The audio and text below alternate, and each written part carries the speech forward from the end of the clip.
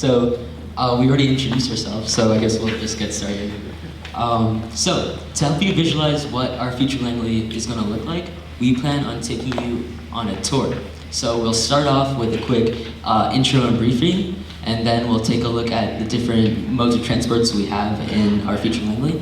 And from there, we'll embark on our journey.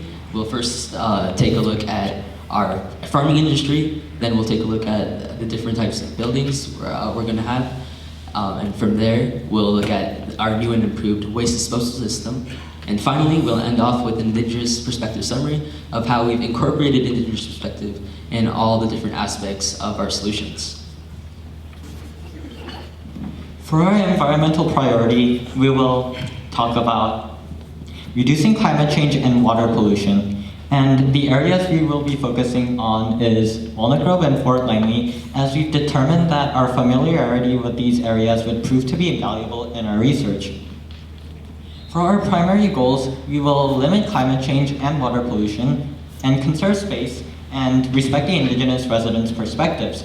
These will address our environmental priorities. In our research, we have found out that in the last 5 years, from 2016 to 2021, the population has increased by 13.1%, and the increase in population density is 13.3%, leading us to our idea of space conservation.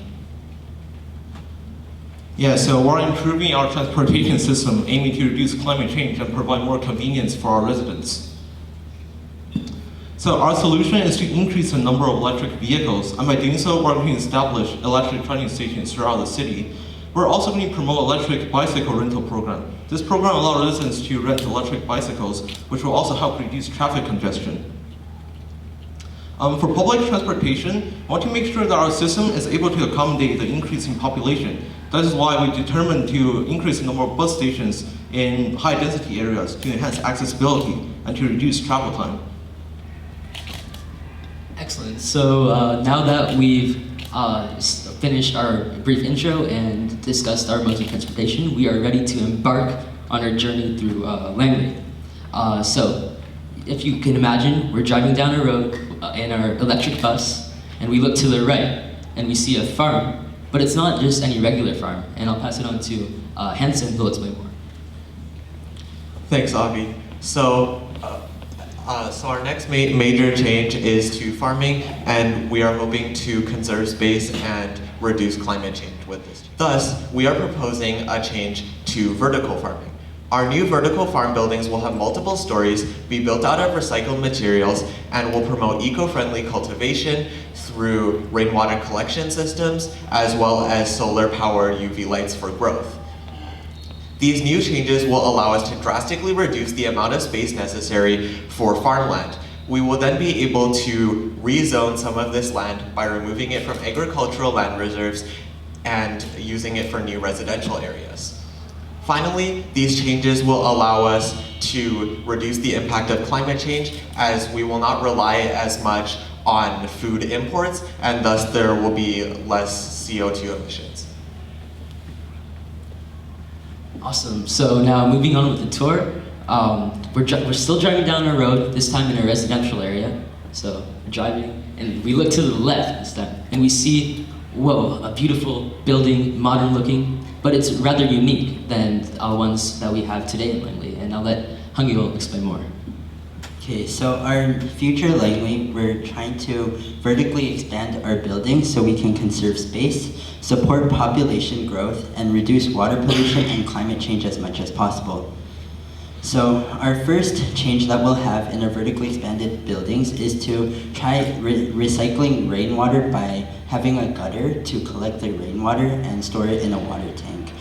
By doing this, we're trying to reduce the amount of leakage so we can have less pollution in our groundwater supplies, and we can use the water for our rooftop farming. So our next change is our rooftop farming. So we're gonna implement farms on our roofs so we can conserve space as much as possible, reduce carbon emissions from imported goods, and we're trying to have a better world with this rooftop farming. And our final change that we'll have is to install solar panels in new and old buildings, and so we can eventually use it as a secondary energy source. Awesome, thank you, Hungil. And so, now our next stop on this tour is a garbage can. So, I know what you're thinking, but it's actually a new and improved, innovative waste disposal system. So, to explain more, I'll do a little demonstration, as you might have seen in our physical model. So pretend I have, my hands are full, but pretend I have a little piece of trash here, and this is my garbage can. I place it in. So now instead of a garbage truck driving from wherever to pick up this piece of garbage, instead, it gets sucked underground and travels through a series of pipe systems pneumatically to a waste collection center, where it will be organized, recycled, and incinerated if necessary to produce energy. So our goals with this infrastructure is to reduce CO2 emissions and pollution by limiting the need of garbage trucks on the road. We got this idea from the Songdo Business District in South Korea, where it's already been implemented and tested. And in our future Langley, we plan on implementing this infrastructure in mainly newly constructed residential areas to increase efficiency. And not to mention, it's also pretty cool. Our next and final stop will be explaining how we've incorporated our Indigenous perspective in all our solutions, and I'll pass it on to Danny.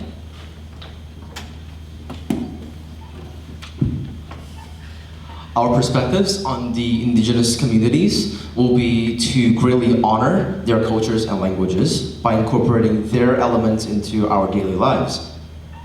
Due to the fact that encroachment of our Indigenous and traditional and unceded territories are being taken away, our vertical farming method, which will conserve much space, is able to give a portion of the land back to the Katzie and Kwantlen First Nations. Our new architectural designs, which will include new buildings and new residential areas, will be built in cooperation with the Indigenous designers and architects. The road signs will also include Indigenous languages, which will further benefit the First Nations and also putting Indigenous elements into our daily lives. Lastly, we have the Indigenous Cultural Center, which will be a place for all sorts of events and gatherings. Overall, our primary focus on designing our future Langley is based on the natural resources that Langley has already have. Our three primary focuses are space conservation, climate change, and also incorporating Indigenous perspectives into our lives. Thank you for embarking on a journey with us today, and we hope you can value our ideas and join us for a sustainable future of Langley. Thank you guys.